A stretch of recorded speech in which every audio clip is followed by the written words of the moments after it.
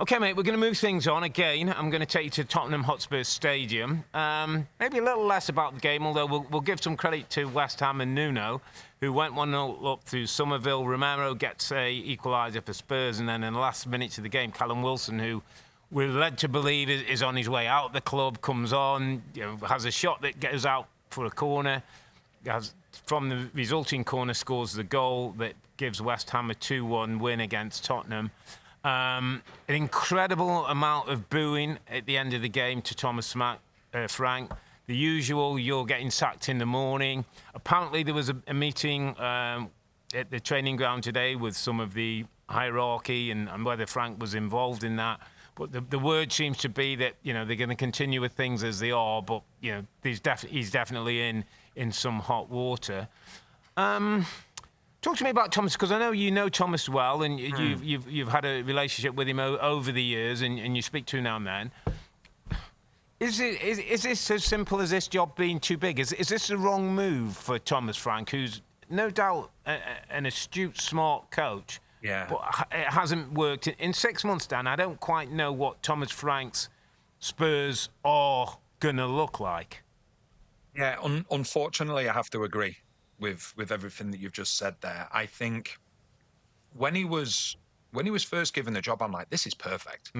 Because with Thomas Frank, I think he wanted to play a specific way at Brentford. Yeah. But he couldn't play a specific way because he didn't have the players. So when he was at Brentford, what he would do is, if it was the big 5 or 6 clubs, he would play he had a different style of playing. The rest of the teams, it was like, okay, this is the way that we can play.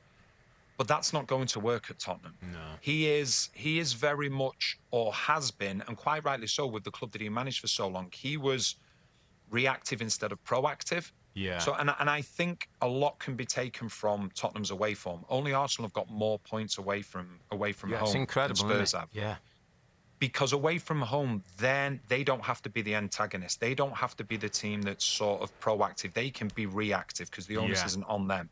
At home, I think there's only West Ham and Wolves that have got less points than them. They've won two games at home out of the Premier League this season. Two. In that magnificent stadium full of people, they've seen 2 wins. Yeah, and it's so bad. But if you were to reverse it and their away form was a home form, and then there wouldn't be as much pressure on, because that's where the majority of your fans are. Yeah, absolutely.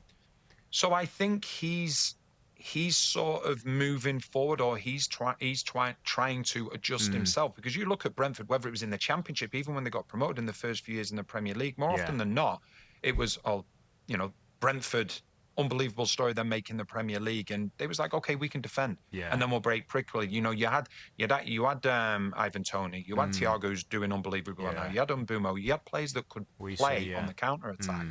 Now, teams aren't going to let Tottenham play on the counter attack unless it's the cream of the crop. They're not going to allow that, and I think one of the issues that he has is that he has to become more proactive than reactive, because we know that the Tottenham fans won't put up with that. Tell me a bit about the club itself, though, Dan. As I look at it, I see some problems on the pitch. I see some relationship problems that I'm not totally happy with. I've seen Porro, I've seen Van der Ven, I've seen others. With the manager, I've seen a bit of discord between the fans and some of the players. There seems a lot going on, a lot that's not right, and doesn't all fall on Thomas Frank's lap. And certainly the football club needs to look at itself and how it's done its business. But there seems a few things that he's got to address, like sticky plaster. What's the most important?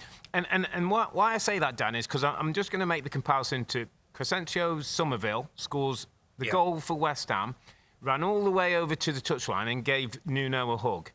Now, I'm not saying I love a hug. I love a manager who hugs me. I'm a hugger.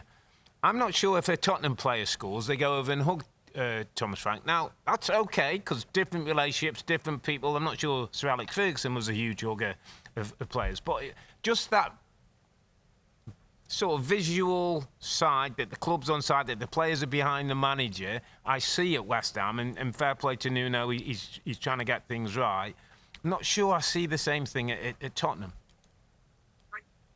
I think this can go back years and years, Robbie, because it was something, because I heard that comment that you made, and I found it interesting, because there are things that you always look at and think, okay, they can show signs of things. Yeah. You go back to your playing career, right? And I go back to my playing career. Have you ever known what Tottenham are? And I don't mean that in a disrespectful way. What are Tottenham? Yeah, a good footballing team with excellent individuals, often top class individuals, but never necessarily going to go on to win an awful lot. That's how my version of Tottenham would look. And okay, you know, they won the Europa League last season, but that was their first competition that they'd won in a long time. So I think what happens is when you've got Arsenal, when you've got Chelsea that have had the success that they've had over the years, Arsenal, obviously, you know, the huge rivalry that they have with Tottenham, that doesn't sit well with Tottenham fans. So I think from Tottenham's side of things, you look at this beautiful new stadium, they've spent a lot of money, but there's so much chopping and changing on a consistent basis that it's like the fans get frustrated with that. The fans get frustrated with the decisions that are being made. And so that's why I said to you, is like, what do Tottenham want to be? But as each manager comes in, as each set of players come in, everyone's trying to distinguish what they're trying to be. And I really want Thomas Frank to succeed. It's not looking good at the moment. No. It really isn't. Well, they got Dortmund, haven't they? Champions League, and then they're away at Burnley, which could be.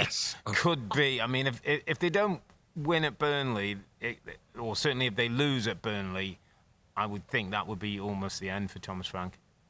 Yeah, I think it would be very, very difficult to disagree. Obviously, there's people behind the scenes that he's known for a long time. Not just being brought to the club by these people, but people that he's had relationships with before. I really want him to turn it around. Yeah, me too. And they allowed him to get Heitingham in, didn't they, as his assistant, which you kind of think, well, why would you do that if you were thinking to get rid of the guy? So and also Gallagher as well. Gallagher's signing, Yeah. So you would hope maybe that gives him a little bit more. But you can see the supporters. You can't. If that booing continues and that supporter start, then it might move things on. Let's move on, mate, because we're a little short time this week.